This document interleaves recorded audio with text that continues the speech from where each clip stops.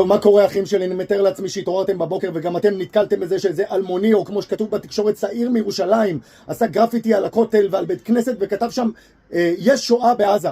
כתב את זה, אחר כך הוא נעצר, כמובן בכל התקשורת כתבו שירושלמי נעצר אחרי שהוא עשה גרפיטי, לא מי, לא מה, לא כלום.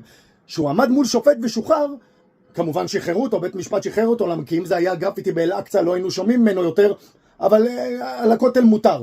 אז הוא שוחרר, אז כתבו, היה כתוב בתקשורת, צעיר חרדי. עכשיו כמובן שמדובר על חרדי, על מתנחל, על ימני, על דברים כאלה, תמיד הם מדגישים מה זה ומי זה. שמדובר על פעיל שמאל, או על מסתנן, או על ערבי, תמיד זה צעיר, תושב תל אביב, תושב...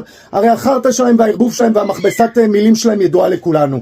אנחנו מכירים כבר את הטריק הזה. אבל אז אני התחלתי לבדוק על החרדי הזה, מה גיליתי? לא חרדי ולא נעליים. עכשיו אני אראה לכם סרטון, הסרטון הזה ירוץ כאן, זה סרטון מלפני שבוע של הבן אדם הספציפי הזה.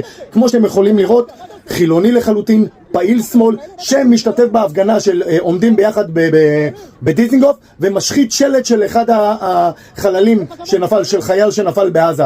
ומה הוא כותב על השלט? יש שואה בעזה, אבל מפסיקים אותו באמצע.